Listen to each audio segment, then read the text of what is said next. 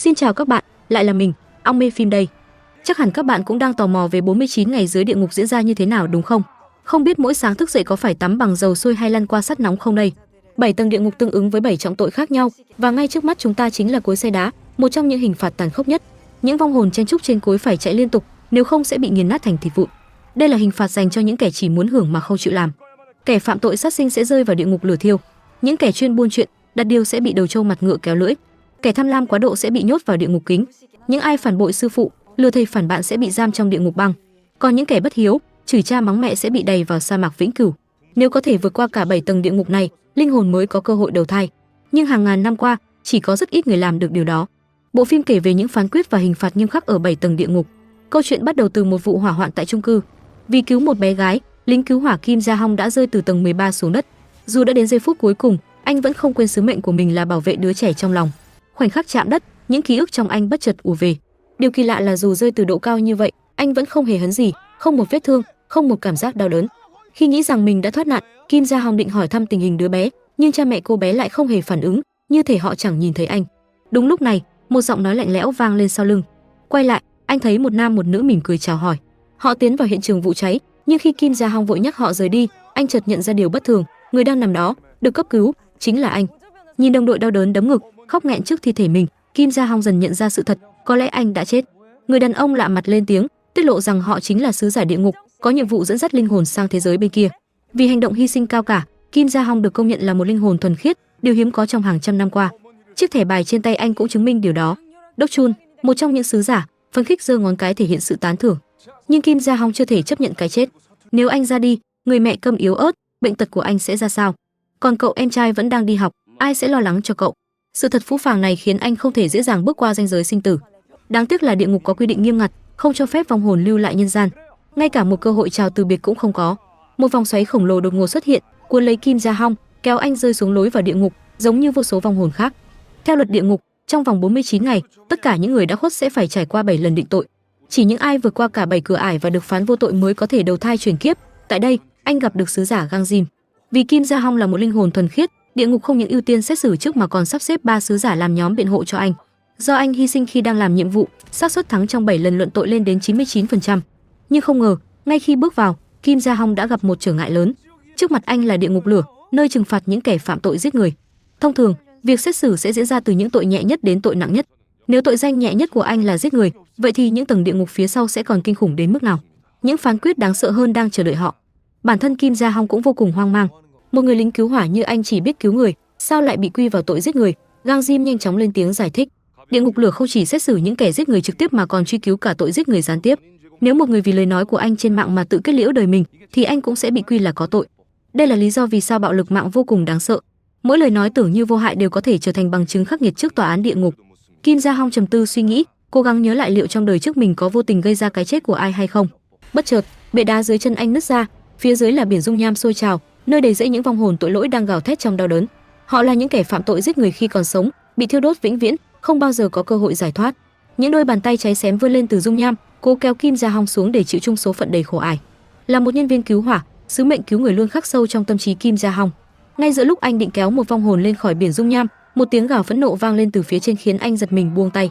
Xoay người lại, anh không khỏi nơm nớp lo sợ khi đối diện với một vị phán quan có thần sắc dữ tợn. Đây chính là thần cai quản địa ngục sát sinh, kẻ đứng đầu nơi này. Gang Jin giơ tay ra hiệu cho Kim Ja Hong giữ bình tĩnh.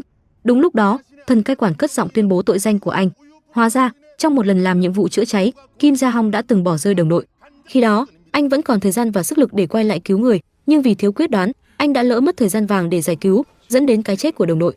Vì thế, công tố viên của địa ngục đề nghị thực thi hình phạt hỏa thiêu, đày Kim Ja Hong xuống địa ngục lửa trong 50 năm. Ngay khoảnh khắc đó, ký ức về vụ hỏa hoạn năm xưa lại hiện lên trong tâm trí anh. Những lời chỉ trích sắc bén của phán quan khiến Kim Ja Hong vô cùng hổ thẹn. Anh không thể phản bác, bởi chính anh cũng day dứt về chuyện năm ấy. Nhìn gương mặt trầm tư của anh, Gang Jin quyết định lấy gương chiếu lại cảnh tượng xảy ra vào ngày hôm đó. Sự thật dần sáng tỏ, hóa ra Kim Ja Hong chưa từng bỏ rơi đồng đội.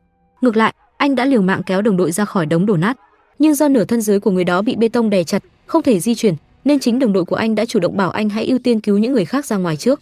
Khi đám cháy được kiểm soát, họ sẽ quay lại cứu anh ta sau. Tin tưởng vào lời đồng đội, Kim Ja Hong đã để lại trang bị của mình và cấp tốc đưa những nạn nhân bị thương thoát ra ngoài. Trong cuộc chạy đua sinh tử với thần chết ấy, một mình Kim Ja Hong đã dốc sức giải cứu 8 người dân khỏi đám cháy. Anh đã kiệt sức đến mức suýt mất mạng, nhưng vẫn không màng đến an nguy của bản thân, chỉ cố gắng cứu thêm càng nhiều người càng tốt. Thế nhưng, dù cứu được 8 mạng người xa lạ, anh lại không thể cứu được đồng đội thân thiết của mình.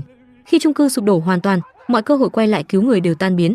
Đồng đội của anh, trong khoảnh khắc cuối cùng, chỉ có thể bất lực nhìn vào bức ảnh con gái trước khi trút hơi thở cuối cùng. Một sự hy sinh cao cả như vậy sao có thể bị quy thành tội giết người? Sau khi chứng kiến toàn bộ sự thật, thần cai quản địa ngục đã bác bỏ mọi cáo buộc của công tố viên, chính thức hủy bỏ tội danh giết người gián tiếp của Kim Ja Hong. Đồng thời, ông cũng bày tỏ sự tán thành và khen ngợi nghĩa cử cao đẹp của anh. Cửa ải đầu tiên đã vượt qua, cả nhóm tiếp tục hành trình, lên thuyền băng qua dòng sông để tiến đến địa ngục lười nhác. Đây là nơi trừng phạt những kẻ khi còn sống chỉ biết hưởng thụ, không chịu cố gắng, luôn mong muốn có mà chẳng cần làm. Xuống đây, họ không được an nhàn mà phải chịu hình phạt khắc nghiệt, bị cối đá khổng lồ nghiền nát. Người cai quản địa ngục này là một bà lão tóc bạc phơ, thoạt nhìn có vẻ hiền hậu và phúc hậu. Bà đưa gương chiếu nghiệp lên soi xét cuộc đời của Kim Ja Hong. Khi chứng kiến sự chăm chỉ và ý chí kiên cường của anh, bà không khỏi xúc động. Bà thậm chí còn tán dương rằng một người có tinh thần làm việc như anh thật hiếm thấy, nên được lấy làm gương cho đời sau. Tuy nhiên, khi bà hỏi anh vì sao lại nỗ lực đến như vậy, Kim Ja Hong không ngần ngại trả lời, tôi muốn kiếm tiền. Lời đáp quá thẳng thắn khiến cả đội sứ giả lặng người, còn sắc mặt bà lão đột nhiên sa sầm. Trong địa ngục, tiền bạc được xem là ngụy thần, tôn thờ nó là một tội lỗi nghiêm trọng. Không chút do dự, bà lập tức phán quyết đẩy hắn xuống vực sâu. Kim Ja Hong chưa kịp phản ứng thì đã thấy bè trúc mình đang đứng bắt đầu trôi dần về phía một thác nước lớn, phía dưới là cối xay đá khổng lồ đang quay cuồng. Nếu rơi xuống, anh chắc chắn sẽ bị nghiền thành cát bụi. Các sứ giả nhanh chóng lao xuống giữ bè trúc lại, khẩn cầu thần cai quản xem xét lại cuộc đời của Kim Ja Hong. Hình ảnh trong gương chiếu nghiệp hiện lên, mỗi ngày, sau khi kết thúc ca trực ở đội cứu hỏa, Kim Ja Hong lại lao đến quán thịt nướng làm thêm. Sau đó, anh tranh thủ giao hàng ở chợ, chủ nhật lại đến nhà tắm công cộng dọn dẹp, buổi tối còn nhận lái xe thuê. Anh làm quần quật không phải vì tham lam, mà bởi gia đình anh có một người mẹ già câm mắc bệnh nặng và một cậu em trai vẫn còn đi học. Anh có thể là nô lệ của đồng tiền, nhưng đó là vì hoàn cảnh ép buộc, chứ không phải do lòng tham. Nhìn thấy tất cả, thần cai quản không khỏi xúc động, cuối cùng tuyên bố Kim Ja Hong vô tội. Thoát khỏi địa ngục lười nhác, họ tiếp tục lên đường đến cửa ải kế tiếp. Bọn họ ngồi thuyền len lỏi qua một khu rừng âm u, sương mù dày đặc che khuất tầm nhìn. Giữa đường, một biến cố bất ngờ xảy ra, hàng loạt quỷ hồn từ trong rừng lao ra, gào thét dữ dội, tấn công đoàn người. Sứ giả địa ngục lập tức rút vũ khí, lao vào chém giết, quyết không để bọn chúng tiếp cận Kim Ja Hong. Trong lúc hỗn loạn, sứ giả Gang Jin quay sang anh, giọng nghiêm trọng: những quỷ hồn này xuất hiện là do trong nhà anh có người chết oan biến thành oán linh. Nếu không nhanh chóng xử lý, thời gian của anh ở địa ngục sẽ bị rút ngắn và lũ quỷ này sẽ kéo đến ngày càng đông. Để tìm hiểu sự thật, Gang Jin lập tức lên dương gian điều tra. Tại đây, anh phát hiện ra người chết oan không ai khác chính là em trai của Kim Ja Hong, Su Hong. Đứa em trai này sau khi chết đã hóa thành một oán linh đầy phẫn hận, không chịu siêu thoát. Gang Jin quyết truy đuổi bằng được nhưng oán linh Su Hong quá lươn lẹo, tránh né vô cùng nhanh nhẹn, khiến những đòn tấn công của pháp sư đều trượt. Dù đã cố gắng hết sức nhưng đến thời khắc quyết định, oán linh vẫn thoát thân thành công. Trong khi đó, tại địa ngục, Kim Ja Hong vì quá tò mò đã phá vỡ lệnh cấm, liều lĩnh cởi bịt mắt. Chính khoảnh khắc ấy, anh đã vô tình tạo ra một điểm dẫn đường, khiến đám quỷ hồn nhanh chóng tìm đến. Một trận chiến khốc liệt sắp sửa nổ ra, những tiếng gào rú man dợ vang vọng khắp nơi. Giữa lúc tình thế tưởng chừng không thể cứu vãn, đột nhiên từ xa xuất hiện 3 bóng người. Hai trong số đó là những hộ vệ khổng lồ với dáng vẻ dữ tợn, trên tay cầm dây xích dài. Chỉ cần họ vung tay một cái, hàng chục quỷ hồn lập tức bị xé nát, tan thành tro bụi.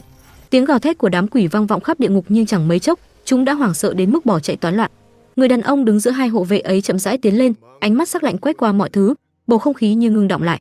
Hóa ra, đây chính là Diêm La Vương, chúa tể cai quản tất cả các tầng địa ngục. Anh lính cứu hỏa tức giận, gằn giọng hỏi lý do vì sao em trai mình lại chết oan. Hai người đứng cạnh anh sợ đến mức mặt cắt không còn giọt máu. May mắn thay, Diêm Vương không làm khó dễ mà chỉ lạnh lùng để lại một câu: hẹn gặp ngươi ở tầng địa ngục cuối cùng. Sau đó, ngài quay người rời đi. Gang Jin tiếp tục điều tra sự thật về cái chết của Su Hong. Sau khi lần theo dấu vết, anh tìm đến doanh trại quân đội nơi cậu từng phục vụ. Hóa ra, vài hôm trước, Su Hong dẫn một lính mới đi gác đêm. Cậu lính này vì quá căng thẳng nên liên tục nghịch chốt an toàn của khẩu súng. Để trấn an cậu ta, Su Hong ôm lấy mà không ngờ rằng, trong một khoảnh khắc bất cẩn, súng bị cướp cò, viên đạn xuyên thẳng vào bụng cậu. Su Hong ngất đi vì mất máu quá nhiều, nhưng chưa chết. Khi trung úy đến nơi, sợ sự việc ảnh hưởng đến sự nghiệp của mình, anh ta lập tức thông đồng với cậu lính mới để lau sạch vết máu và bí mật chôn xác. Họ không biết rằng, vào thời điểm đó, Su Hong vẫn còn sống. Cậu không chết vì vết thương mà vì bị chôn sống. Trung úy sau đó đã bịa chuyện báo cáo với cấp trên rằng Su Hong đào ngũ mà không để lại dấu vết. Gang Jin truy đuổi oán hồn của Su Hong đến tận một tòa tháp điện lực, nhưng vì quá phẫn uất, oán khí trong cậu bộc phát dữ dội, khiến toàn bộ thành phố mất điện. Sau đó, Su Hong lại tiếp tục bỏ trốn. Oán hồn của cậu vẫn bám theo cậu lính mới kẻ gián tiếp gây ra cái chết oan uổng ấy. Vì quá hổ thẹn, cậu ta uống rượu say khướt mỗi ngày, cuối cùng ném một tấm bản đồ có đánh dấu vị trí chôn xác Su Hong vào nhà mẹ cậu. Sau khi hoàn thành việc đó, cậu chuẩn bị tự sát để chuộc tội. Ngay khoảnh khắc cậu ta sắp tắt thở, Su Hong hiện lên. Cậu không trách cứ gì mà chỉ cầu xin sứ giả hãy cứu mạng người đồng đội này. Nhưng theo luật, sứ giả địa ngục không thể can thiệp vào chuyện cõi trần. Su Hong bèn thề rằng nếu Gang Jim chịu cứu người, cậu sẽ ngoan ngoãn theo về địa ngục. Cuối cùng, sứ giả phá lệ ra tay cứu mạng cậu lính. Nhờ vậy, oán khí của Su Hong cũng tan biến. Trước khi đi, cậu nhờ Gang Jim gửi lời cuối cùng đến cậu lính trẻ. Khi nghe những lời quen thuộc ấy, cậu lính nhận ra đó chính là đàn anh Su Hong, lòng dây dứt bao lâu nay cũng dần buông bỏ. Trong khi đó, Kim Gia Hong tiếp tục vượt qua các tầng địa ngục. Đầu tiên là địa ngục nói dối, nơi có hình phạt rút lưỡi do một cô bé cai quản. Khi phát hiện anh đã viết quá nhiều lá thư giả, đầu trâu mặt ngựa lập tức hùng hổ kéo lưỡi anh ra trừng phạt. Gang Jim vội vàng biện hộ, giải thích rằng dù Kim Gia Hong từng nói dối nhưng những lời giả dối đó không gây hại cho ai. Ngược lại, chúng còn mang đến hy vọng và động lực cho những gia đình mất đi người thân trong hỏa hoạn. Cô bé cai quản địa ngục vô cùng xúc động trước lý lẽ này, liền lập tức cho anh qua cửa. Tiếp theo, anh tiến vào địa ngục băng giá nơi trừng phạt những kẻ bất nghĩa do Ngũ Quan Đại Vương cai quản, rồi đến địa ngục phản bội dưới sự giám sát của Tống Điện Đại Vương. Từng thử thách khắc nghiệt lần lượt được vượt qua, Kim Gia Hong dần tiến gần hơn đến tầng địa ngục cuối cùng. Không ai ngờ rằng Kim Gia Hong lại gặp rắc rối ở địa ngục bạo lực. Khi còn trẻ, anh từng đánh đập em trai mình và giờ đây tội danh ấy bị phơi bày với đầy đủ bằng chứng, không có cách nào chối cãi. Hơn nữa, Kim Gia Hong cũng thừa nhận hành vi bốc đồng của bản thân. Dù mọi chuyện đều có lý do nhưng những sai lầm thời thiếu niên là điều anh không thể phủ nhận. Vì vậy, bây giờ anh phải chịu hoàn toàn trách nhiệm. Thần cai quản địa ngục bạo lực tuyên án trừng phạt bằng cách ném anh xuống vực sâu. Nơi này là địa ngục dành cho những kẻ từng ra tay đánh đập người khác. Tại đây, những tảng đá khổng lồ sẽ liên tục đập vào người phạm tội, nghiền nát thịt xương. Sau khi tái sinh, họ lại phải tiếp tục chịu đựng sự hành hạ này, vòng lặp cứ thế kéo dài vô tận. Đứng trước hình phạt khắc nghiệt đó, các sứ giả địa ngục đã cầu xin cho Kim Gia Hong một cơ hội khác được tổng phán quyết ở tầng địa ngục cuối cùng. Điều này có nghĩa là nếu bị kết tội ở tầng địa ngục tiếp theo, anh không chỉ chịu 2 lần trừng phạt mà ngay cả các sứ giả biện hộ cho anh cũng sẽ mất đi cơ hội đầu thai. Nhưng sự thật là tầng địa ngục tiếp theo chính là nơi phán xét tội danh nghiêm trọng nhất mà Kim Gia Hong từng phạm phải. Vậy rốt cuộc anh đã gây ra lỗi lầm gì? Hóa ra Kim Gia Hong không chỉ từng đánh em trai mình mà còn có ý định sát hại mẹ ruột. Khi bà mắc bệnh nặng không thể chữa trị, anh rơi vào tuyệt vọng, cảm thấy như mất đi lý do để tiếp tục sống. Trong phút giây mất kiểm soát, anh suýt ra tay nhưng cuối cùng vẫn dừng lại. Tuy nhiên, vì quá hổ thẹn, anh đã bỏ nhà ra đi, không dám quay về đối mặt với mẹ. Tội bất hiếu này sao có thể chối bỏ. Cùng lúc đó, ở trần gian, mẹ của Kim Gia Hong đang giơ cao tấm bảng biểu tình trước doanh trại, cố gắng đòi lại công bằng cho Su Hong. Nhưng gã trung úy, kẻ giết người thực sự, đã đẩy bà ngã xuống đất. Hắn vô tình nhìn thấy tấm bản đồ đánh dấu nơi chôn xác Su Hong. Quá hoảng loạn vì sợ bí mật bị bại lộ, hắn nhận ra nếu mọi chuyện vỡ lở, không chỉ mất sự nghiệp mà còn phải ngồi tù chung thân. Trong cơn hoảng sợ, hắn tấn công bà lão yếu ớt trước mặt để bịt đầu mối. Trong khi đó, Kim Gia Hong cùng các sứ giả đã đặt chân đến sa mạc Vĩnh Cửu, tầng địa ngục cuối cùng, nơi phán xét những kẻ bất hiếu. Đi được một đoạn, bỗng nhiên những quái vật trong quân doanh xuất hiện, chặn đường đoàn người. Sứ giả không còn cách nào khác, đành rút kiếm ra để giải quyết bọn chúng. Nhưng tình huống trở nên tồi tệ hơn khi gã trung úy không chỉ sát hại Su Hong mà còn đánh ngất bà trước sự chứng kiến của anh. Cảnh tượng đó như một nhát dao cứa sâu vào lòng Su Hong. Lửa giận bừng lên, anh không thể chấp nhận việc kẻ sát nhân lại có thể ra tay với mẹ mình. Cơn phẫn nộ trào dâng khiến da thịt trên mặt Su Hong bong ra từng mảng. Trong chớp mắt, anh hóa thành một ác quỷ thực thụ. Dù biết rằng làm vậy sẽ vĩnh viễn không thể siêu thoát, anh vẫn quyết định bảo vệ mẹ mình đến cùng. Đúng vào khoảnh khắc nguy hiểm nhất, khi Su Hong sắp ra tay giết chết gã trung úy, từ đâu sứ giả lao thẳng từ địa ngục lên thông qua cổng dịch chuyển. Chỉ trong chớp mắt, sứ giả đã đoạt lại người, ngăn chặn đòn tấn công chí mạng. Cùng lúc đó, Kim Gia Hong cũng bắt đầu bước vào phán xét cuối cùng, quyết định cho việc anh sẽ được đầu thai hay sẽ bị giam cầm lại đây mãi mãi. Người đưa ra phán quyết lần này không ai khác chính là Diêm Vương, vị chúa tể quyền lực nhất của địa ngục, cũng là người từng ra tay cứu họ thoát khỏi đám quỷ dữ trong khu rừng. Nhưng ông nổi tiếng là người công minh, không thiên vị bất cứ ai. Liệu lần này Kim Gia Hong có thoát tội được không? Ông ta lập tức tuyên án bị cáo Kim Gia Hong có tội. Sứ giả Đốc Chun vội vàng bào chữa rằng không có người bị hại, nhưng Diêm Vương lập tức lấy gương chiếu nghiệp, phơi bày toàn bộ sự thật. Hóa ra, khi Kim Gia Hong định bóp cổ mẹ mình, bà vẫn còn tỉnh táo. Bà biết con trai mình đang có ý định tiễn mình về suối vàng để bớt gánh nặng. Nhưng dù vậy, người mẹ ấy vẫn chấp nhận cái chết, chỉ mong con trai có thể sống nhẹ nhàng hơn. Khi sự thật được phơi bày, Kim Gia Hong hoàn toàn suy sụp, đau đớn tột cùng. Anh không còn lời nào để biện hộ, chỉ cúi đầu nhận tội và xin chấp nhận hình phạt, với hy vọng được gặp mẹ một lần cuối để nói lời xin lỗi. Thế nhưng Diêm Vương vẫn không cho anh cơ hội. Bỗng nhiên, mặt đất địa ngục rung chuyển dữ dội, gương chiếu nghiệp sáng rực lên, hiện ra hình ảnh người mẹ già của anh. Hóa ra, vong hồn Su Hong đã báo mộng cho mẹ mình, nói rằng anh đã được lên thiên đường, nơi anh có thể hoàn thành ước mơ làm thẩm phán. Đây cũng chính là cuộc gặp gỡ cuối cùng của mẹ con họ. Trong giấc mơ, Su Hong nghẹn ngào nói với mẹ: "Mẹ ơi, đừng lo cho con nữa, xin hãy tha thứ cho anh trai." Anh ấy không dám về nhà vì cảm thấy có lỗi với mẹ, nhưng cả đời anh ấy đã làm việc vất vả, bặt mạng chỉ để kiếm tiền lo cho mẹ và con. Người mẹ bật khóc, lần đầu tiên trong giấc mơ, bà có thể nói chuyện với con trai mình. Bà nói, mẹ chưa từng oán trách Kim Gia Hong. Nếu có ai đáng trách, thì đó là mẹ.